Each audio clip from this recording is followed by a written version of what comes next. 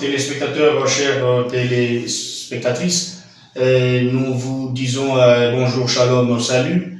Vous êtes bien sûr dans votre tranche intitulée en vérité, je vous l'ai dit, que vous allez commencer à nous visualiser désormais sur vos petits écrans.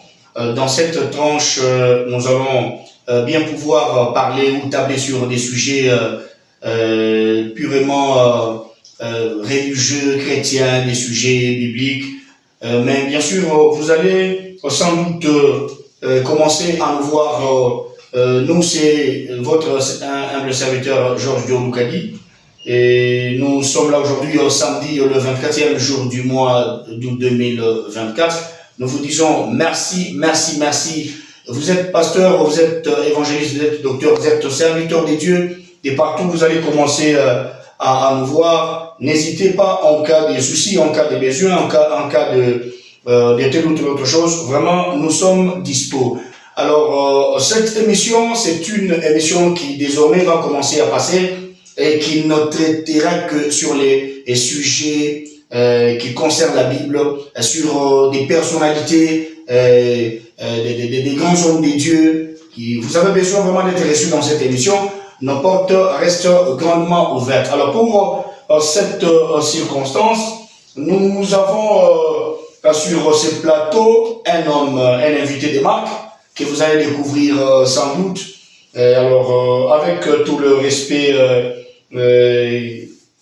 homme de Dieu, bienvenue dans cette émission. Kaributena, shalom. Shalom, merci, shalom, précieux, honoré frère Georges Diogo, que Dieu vous bénisse. Ah, merci beaucoup, homme de Dieu. Merci. Je crois que vous serez déjà notre habitué de cette émission. Et nous vous disons vraiment sincèrement merci pour le temps que vous avez accordé et surtout le rendez-vous, notre invitation à laquelle vous avez répondu présent. Vraiment merci beaucoup.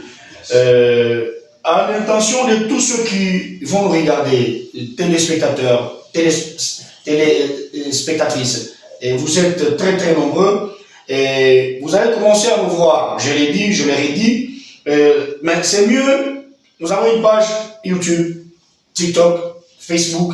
N'hésitez pas de liker, de poser des questions en cas de nécessité. Homme de Dieu, avant qu'on vous découvre, est-ce que vous pouvez recommander ces instants entre les mains de Dieu?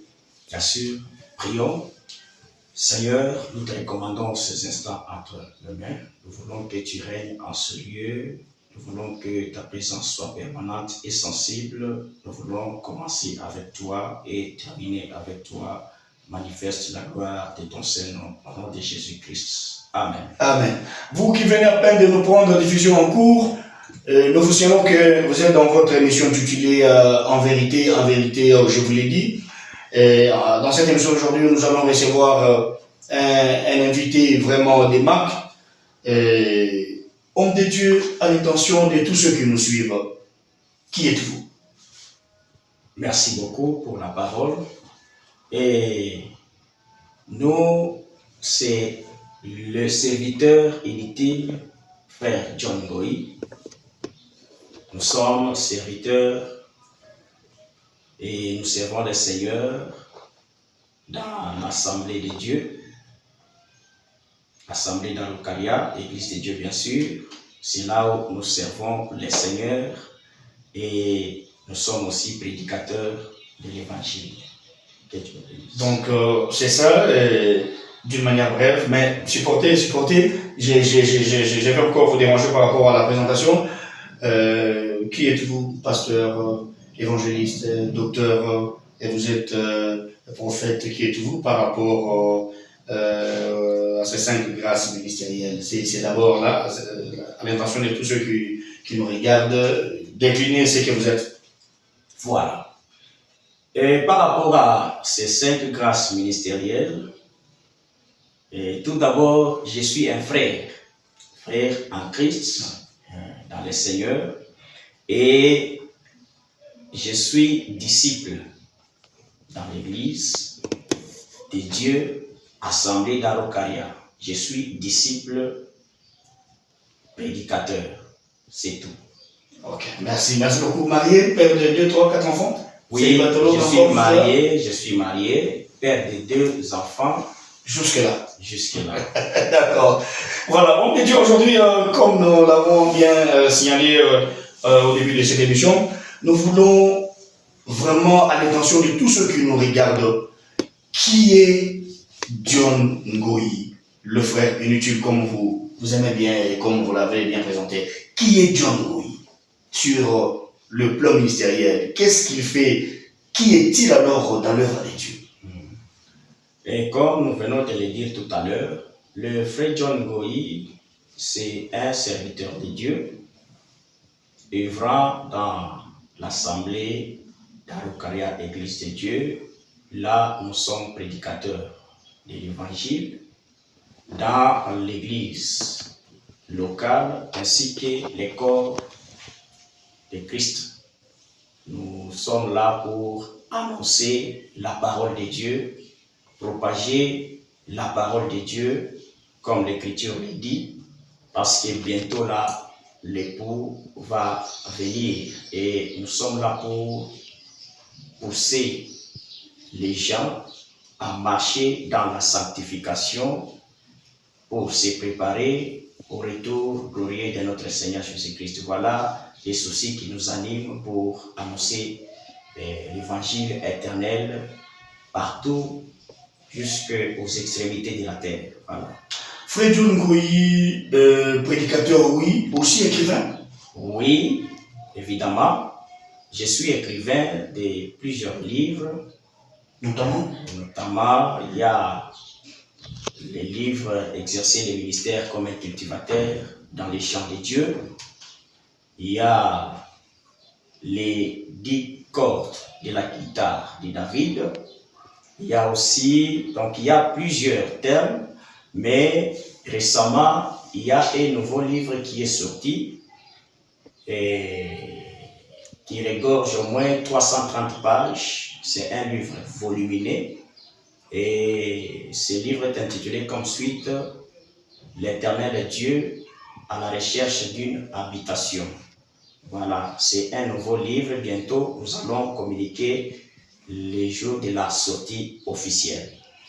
Merci beaucoup, mais comme un avant-goût, dans ces mêmes chapitres, dans cette même veine, est-ce que on peut en savoir beaucoup plus par rapport à cet ouvrage de nouveau, puisque je vous ai entendu, vous êtes auteur de plusieurs ouvrages, mais celui que vous avez rédigé il n'y a pas longtemps, c'est vrai que il n'est pas encore sur le marché. Est-ce que vous pouvez vraiment nous parler en gros par rapport à ça? Dieu à la recherche d'une habitation. Qu'est-ce que vous voulez vraiment expliquer à l'opinion chrétienne par rapport à ça? C'est quoi Dieu à la recherche de l'habitation? Paraît-il, Dieu à une époque donnée était locateur et maintenant il doit trouver une habitation chez lui à la maison. Voilà. Nous disons ceci, l'Éternel Dieu à la recherche d'une habitation, c'est un thème que nous avions tiré toujours dans les Écritures. Et la pensée qu'il y a dans ces thèmes est que Dieu, après avoir créé depuis le premier jour jusqu'au 6e, nous voyons le 6e jour, Dieu a créé l'homme Adam. Et en créant Adam, il devait mélanger la poussière avec l'eau pour avoir une motte de terre. Et à partir de cette argile-là, Dieu va former l'homme qu'on appelle Adam. En d'autres termes, nous allons vite comprendre que Dieu était en train de construire sa propre maison. Par sa propre main. Depuis tout ce temps? Oui. Le fait que Dieu crée l'homme Adam, demande de former le mélange de l'eau et la poussière, et puis il forme l'homme qu'on appelle Adam. C'est une façon de construire la maison. Parce que nous disons que Adam, c'est la maison de l'Éternel. On te dit, souffrez que à chaque fois qu'il y a des petits soucis, je dois interrompre. Adam, c'est toute une maison? Oui. Un corps qui devient une maison? Un corps qui devient une maison. Dans Genèse chapitre 2, vous allez remarquer que Dieu, après avoir créé la maison Adam, si pour que j'appelle comme ça. Mais aussi avec des écritures, ça passe, oui. Quand vous dites qu'Adam, c'est toute une maison, on doit aussi voir des écritures par rapport à ça. J'y arrive. Oui. Voilà. Dieu, après avoir formé l'homme Adam, il va souffler dans les narines d'Adam. Et ces mouvements-là de souffler dans les narines, or, Job chapitre 32, le verset 8, l'Écriture dit, en réalité, dans l'homme, c'est l'esprit, les souffles du Tout-Puissant. Okay. Par cette Écriture, nous comprenons que les souffles égale l'esprit. Donc, quand Dieu soufflait dans Adam, en réalité, c'était Dieu qui faisait son entrée dans sa propre maison, qui est Adam. Par son souffle. Oui, par son souffle. Parce que les souffles, Job vient de nous dire que les souffles signifient l'esprit. Et Jean 4, 24, l'Écriture nous dit, en réalité, Dieu est esprit. Il faut que ceux qui l'adorent, l'adorent à l'esprit et en vérité. Donc, l'esprit qui est le souffle, qui vient d'entrer dans les corps Adam, c'est Dieu lui-même qui a fait son entrée dans sa propre maison après l'avoir construit ou formé. Voilà. Souffler encore, souffler. Dieu, après avoir soufflé dans la maison appelée Adam, il vient trouver refuge là-bas, il commence à habiter là. Et lorsque Dieu commence à habiter dans Adam, oui. Alors son trône au ciel, qui y est assis? Il est le Dieu omnipotent, omniscient, omniprésent. Lorsque Dieu est descendu sur la terre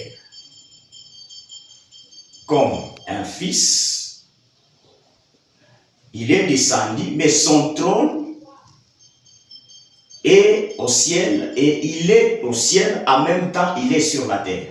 Voilà. Comment ça, l'homme de Dieu? Il est. Ne nous amenez pas dans une philosophie alors. C'est pas une philosophie. Oui. L'Écriture nous dit ceci. Vous voyez, même quand Jésus est venu sur la terre, c'est lui qui était le véritable Dieu. Mais pour venir sur la terre, il a pris l'aspect d'un fils de l'homme. Mais Dieu, en tant que Père, il est resté au trône. Lorsque je parle du Père, je vois Dieu Esprit. C'est-à-dire, il est lui-même sur le trône, en même temps, il est sur la terre. Comment ça? Ésaïe 66, à partir du premier verset, l'Écriture nous dit que les cieux est son trône, ouais. Et la terre son marchepied. Ouais. C'est pour dire que Dieu remplit les ciels, en même temps, il remplit toute la terre. Voilà. C'est dans ce sens-là. Et après avoir formé l'homme Adam, nous voyons Dieu faire son entrée dans sa propre maison. À un moment donné, Dieu lui-même va détruire sa propre maison. Par sa parole, il a dit à Adam, qu'est-ce que Dieu avait dit à Adam? Les jours où tu mangeras du fruit de l'arbre de la connaissance du bien et du mal, tu mourras. Lorsque Adam va mourir, nous voyons la maison de Dieu qui sera détruite plus tard. Et par là, nous comprenons que c'est Dieu lui-même qui avait détruit sa propre maison. Effectivement, Adam est tombé et après sa chute, nous voyons toute la période de l'ancienne alliance, Dieu n'a plus de maison où il pouvait habiter. Là, il commence à vagabonder. Il commence à aller par-ci, par-là, cherchant les lieux d'habitation. Donc, toute la période de l'ancienne alliance, Dieu, après avoir détruit sa propre maison, il devait commencer à aller par-ci, par-là. C'est ça le mouvement que nous voyons avec David dans 2 Samuel chapitre 11, les premiers versets jusqu'au 3e, David qui marche sur le toit de sa maison. C'était le soir. Et en regardant de loin, David a aperçu la femme Bathsheba, qui était la femme de Uri. Cette femme était en train de se baigner. Cette femme était à côté de l'eau. Par là, nous comprenons que cette pensée-là nous ramène toujours à la création dans Genèse, chapitre 1, où l'Écriture stipule en disant que l'Esprit de Dieu s'est mouvé au-dessus des eaux. Vous voyez, l'Esprit de Dieu est en train de se mouvoir au-dessus des eaux. C'est ça, Dieu qui est en train de vagabonder, allant par-ci, par-là, cherchant où trouver les lieux d'habitation. On me dit souffrir encore, souffrir vraiment, c'est un terme qui me choque moi. Vous voulez dire que Dieu est un vagabond, oui, le créateur de tout ce qui existe des cieux et de la terre. Pourquoi réduire Dieu vraiment à un niveau vraiment plus bas comme ça? Dieu qui devient vagabond, d'après cet ouvrage, homme de Dieu. Oui, effectivement, oui, que ces mots-là ne vous étonnent pas. Vagabond, vous savez, vous pensez ça? Nous voyons le mouvement de vagabondage. Le mouvement de vagabondage, et d'ailleurs, plusieurs prophètes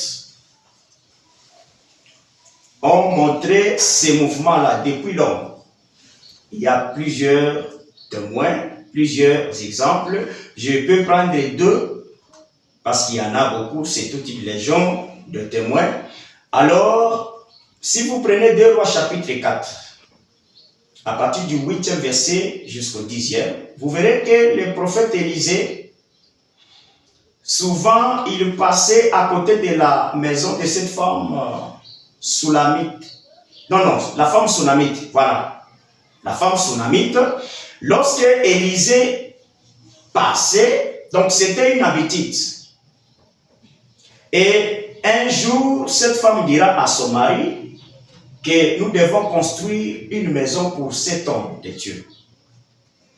Déjà, nous voyons le mouvement d'Élisée en train de faire des va-et-vient. Vient chez la femme. C'est ce que nous appelons le vagabondage. Et lui aussi vagabond. Oui, c'est le même mouvement que l'Esprit de Dieu était en train de faire sur les eaux, dans Genèse 1. Parce que l'Esprit de Dieu, en réalité, cherchait les lieux d'habitation. Or, à ce moment-là, le lieu d'habitation, c'était la terre qui était dans les eaux. Et là, nous disons que la terre qui était dans les eaux, c'est ça, Bathsheba.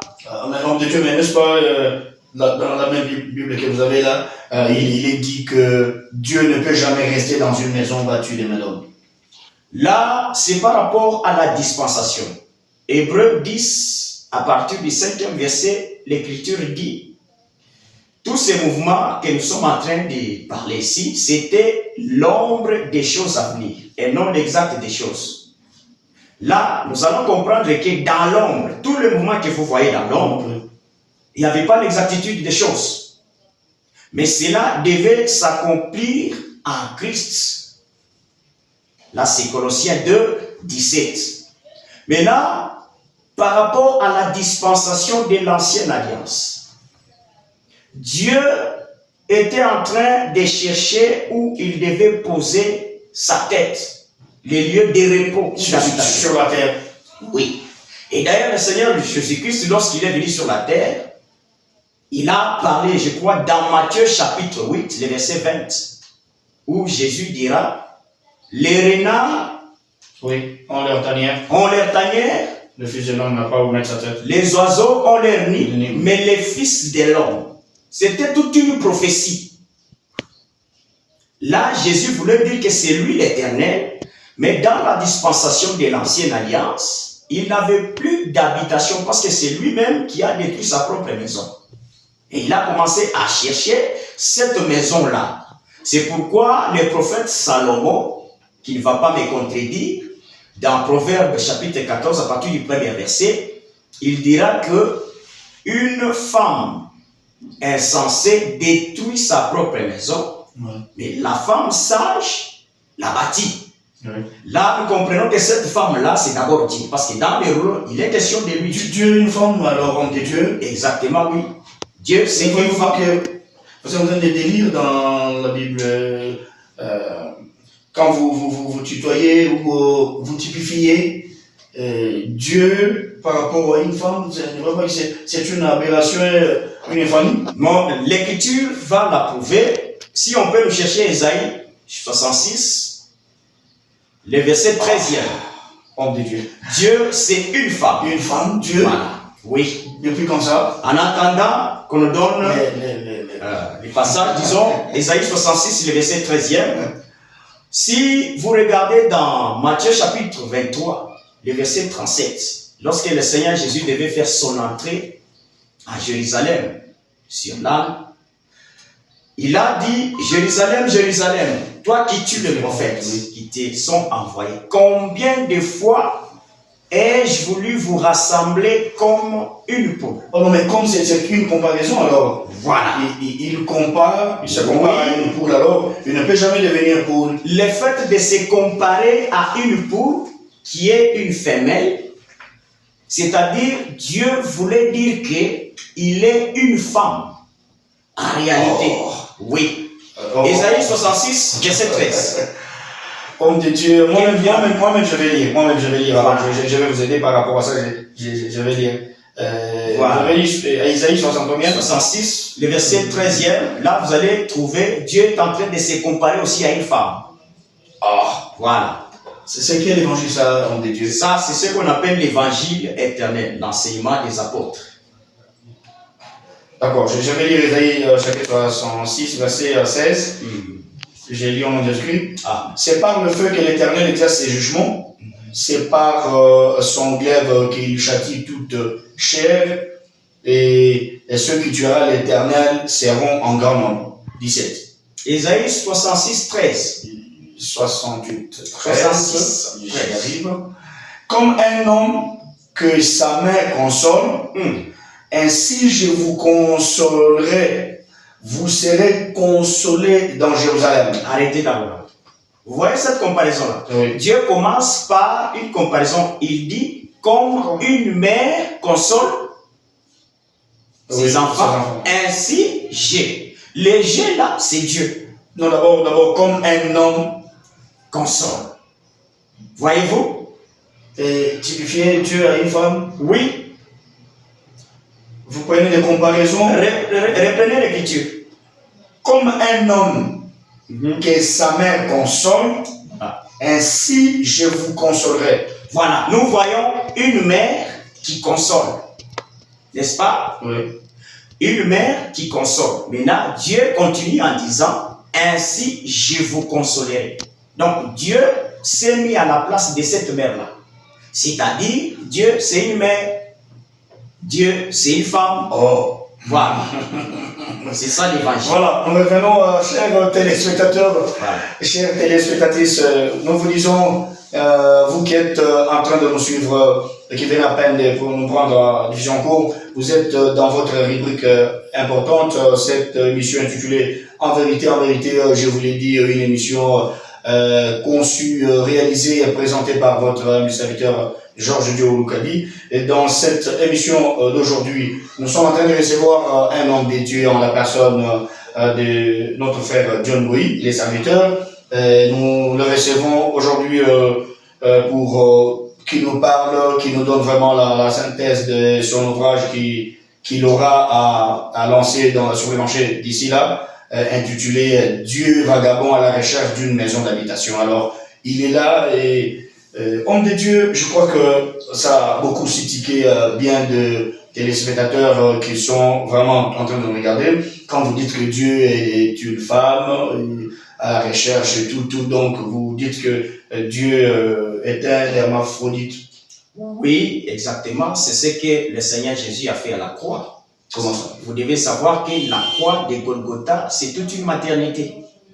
Si vous posez... Oh non, mais c'est une montagne. Oui. Un mot qui est connu. Jésus a été crucifié là, et ça n'a rien à voir avec tout ce que vous pouvez avoir mais en tête. Vous devez savoir aussi qu'il y a des mouvements prophétiques. Voyez-vous, Quand vous lisez la Bible noir sur blanc, vous allez constater que la montagne de Golgotha, c'était toute une montagne, comme vous venez de le dire. Oui. Mais lorsque Jésus est monté sur la croix, Oui. l'objectif c'était de donner naissance à l'Église. Ok. Et nous disons que l'Église, c'est l'épouse, c'est une femme. Maintenant, pour que l'Église soit engendrée à la croix, il fallait que l'eau et le sang puissent Pour couler. jaillir, oui. Voilà. Vous voyez? La même chose que nous voyons dans la maternité. Et pourtant, la personne qui engendre l'Église à la croix, c'est le Seigneur Jésus-Christ. Il était tout un homme, physiquement comme ça. Mais comment est-ce que Jésus, étant un homme, il doit engendrer une Église? Et le même signe que nous avions vu à la croix, au travers des Écritures, c'est le même signe qui se font dans la maternité avant toute naissance. Entrons dans cette logique. Voilà. Où sera alors le fils qui est né ou l'enfant? À la croix. C'est l'Église que nous sommes aujourd'hui. L'Église qui est née à la croix et manifestée au jour de la Pentecôte. Actes chapitre 2. Et c'est la même Église que le Seigneur avait dit, je m'en vais vous préparer une place et je reviendrai vous prendre. En autre terme, Jésus a prédoté, il a doté pour son Église. Oh, doté, prédoté. Et il nous a fiancés. Doté, prédoté, homme de Dieu. Oui. Revenons sur l'ouvrage Dieu vagabond à la recherche d'une habitation. Concrètement, c'est quoi? Qu'est-ce que vous voulez vraiment dire aux gens, et aux chrétiens, à tous ceux qui vont nous suivre? C'est quoi au juste Dieu vagabond? La synthèse, alors, c'est quoi la conclusion de la synthèse? En est que Dieu étant vagabond, nous voyons la dispensation de l'ancienne alliance. Parce que dans la nouvelle alliance, il va se trouver une maison d'habitation qui est l'Église. L'Église devient encore une maison. Oui. Vous avez parlé d'Adam et maintenant c'est l'Église. L'Église. Explicité alors. Voilà. Rentrons dans Proverbe 14, à partir du premier verset.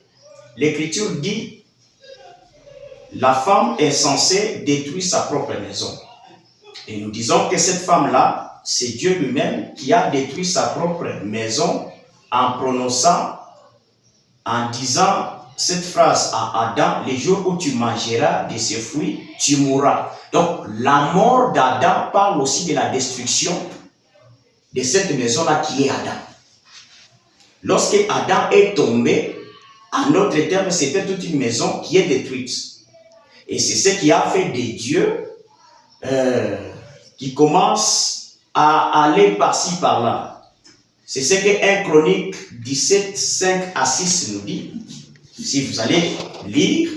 Mais là, vous allez trouver que l'Éternel est en train de dire lui-même dans sa propre bouche.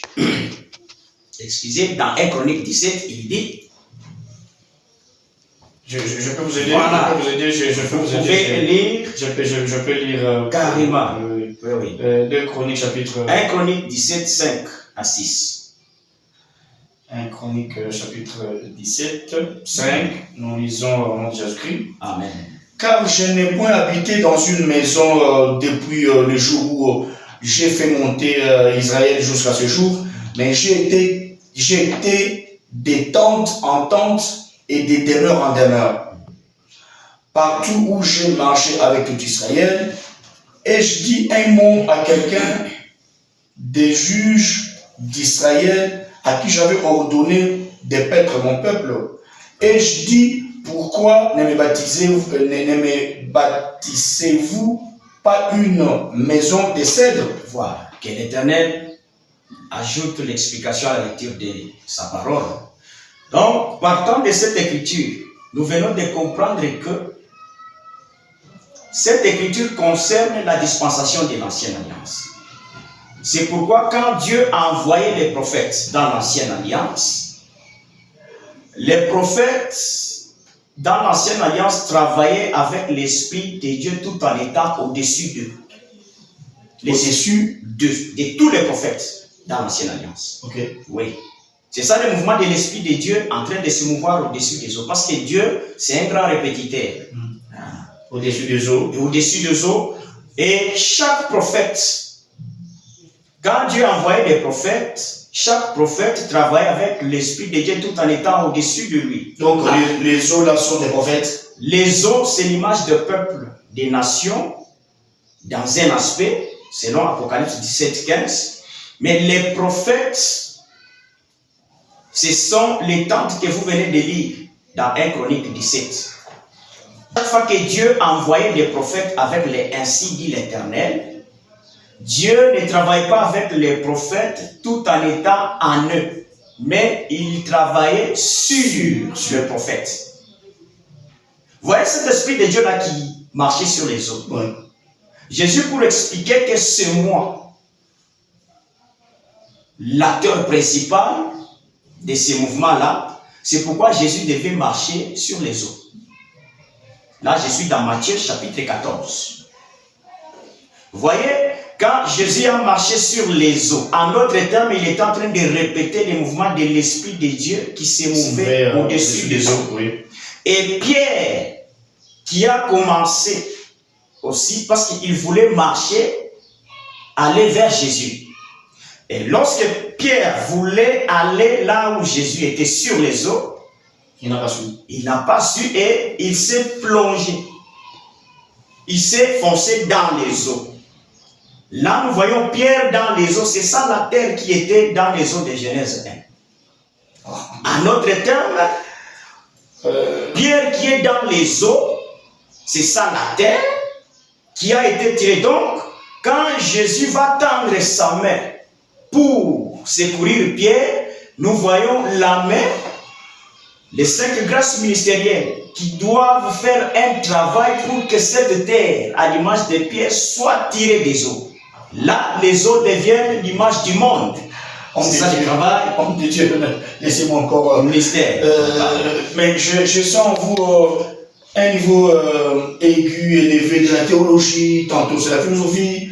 Jusque-là, vraiment, je n'arrive pas à vous saisir. Et même ceux-là qui vont vraiment me suivre, vraiment, vous êtes à cheval. Tantôt, c'est la théologie. C'est pas tantôt, de la théologie. Tantôt, je vous sens vraiment. Voyez, deux pieds sur terre. Voyez cet évangile que nous avons, c'est un évangile, un seul évangile, mais qui a plusieurs couleurs.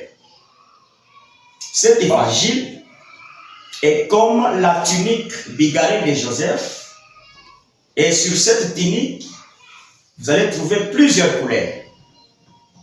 Cet évangile, c'est tout un fleuve qui doit arroser les jardins. Mais avant d'arroser, nous voyons les mêmes fleuves qui doivent d'abord avoir en lui 4 bras. Et il est question de balancement des nuages. Je peux parler d'un passage, de quelque chose, en changeant des couleurs. Vous nous amenez dans les nuages et tout, on ne comprend absolument rien. Oui. Nous sommes pratiquement à la fin.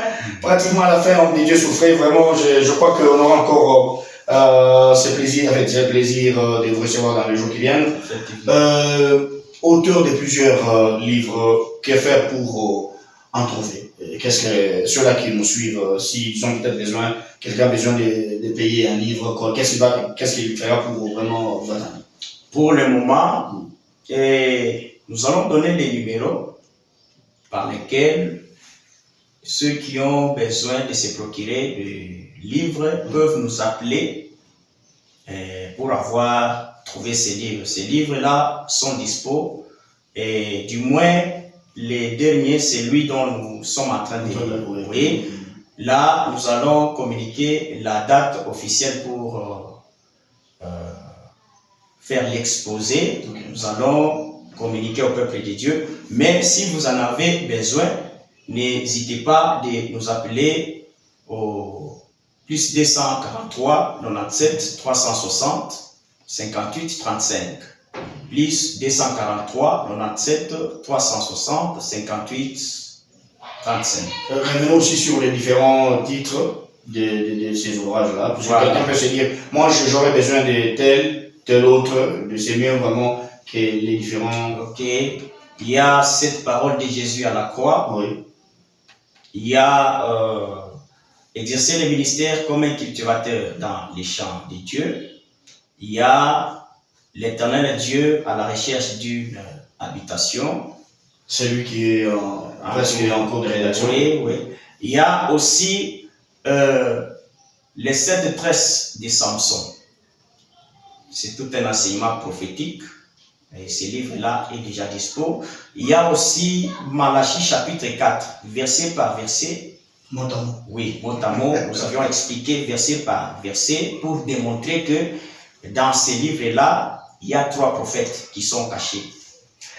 Voilà. D'accord. Grande était la joie qui nous a animés ce jour dans cette émission intitulée En vérité, je vous l'ai dit, on avait vraiment l'honneur de recevoir l'homme de Dieu, John Goyi, qui a essayé vraiment de parler de tout ce qu'il est en train de ce qu'il est en train de faire, en train de servir Dieu, tout ce qu'il est en train vraiment de faire. Merci vraiment beaucoup pour votre présence dans cette émission. Merci. Et je pense que ça ne sera pas la première, mais encore la dernière fois. Prochainement, on aura encore besoin de vous et on va essayer encore d'établir sur d'autres sujets.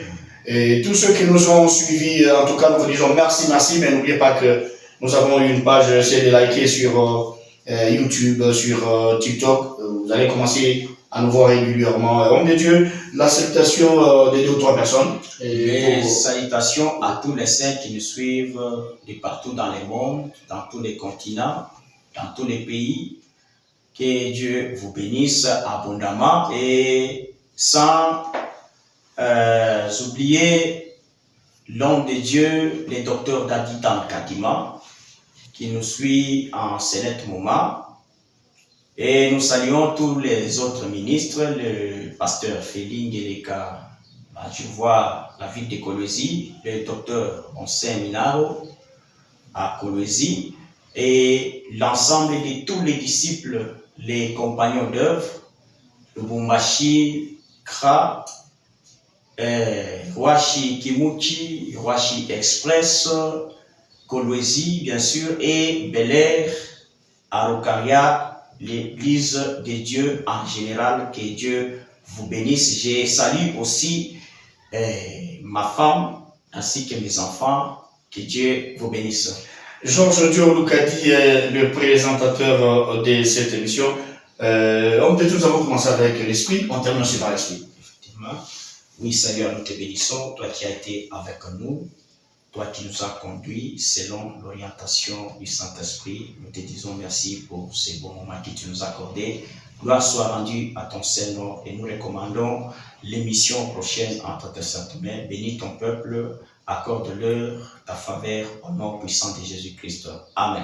Amen. Merci beaucoup. Nous disons un grand merci à toute l'équipe technique composée notamment par le frère Israël, le frère Grace et aussi le frère Samuel. En tout cas, merci beaucoup.